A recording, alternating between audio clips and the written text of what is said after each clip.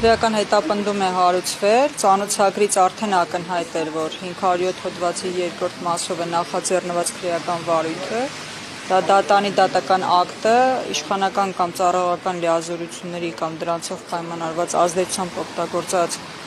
չկատարելն է կամ դրա կատարմանը խոչընդոտելու հոդվածն է, մեր հանրությանը ներկայացնեմ, Սրբազանի նկատմամբ խաբամիջոց է կիրառվել բացակայելու արգելքը,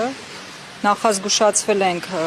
քրեական հետապնդման որոշման բովանդակությունը չհրապարակելու մասին, փաստերը չհրապարակելու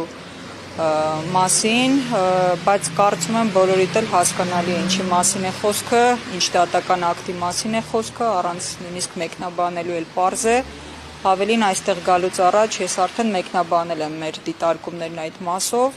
սա այո եպիսկոպոսատ ժողովը տապալելու հերթական փորձն է, որովհետև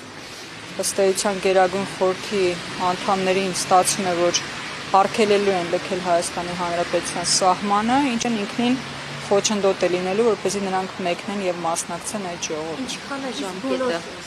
Մինչև նախաքննության ավարտը։ Խափանման միջոց է կիրառվել։ Այո, խափան միջոց է կիրառվել բացակայելու։ Անկեղծ ասած այս պահին ես մասնակցել եմ միայն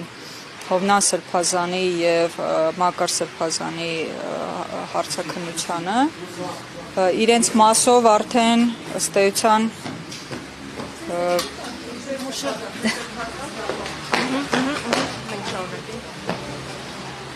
Մակար Սրբազանի մասով չգիտես ինչու նախազգուշացվել ենք անգամ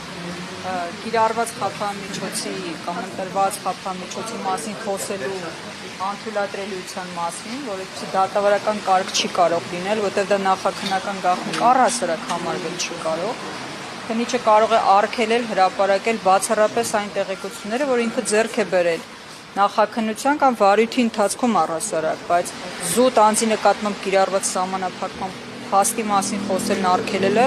ինքնին ապօրինություն է։ Դրա համար Մակար Սրբազանի մասով ձեռնպահ կմնամ այդ մասով մեկնաբանություն տալուց,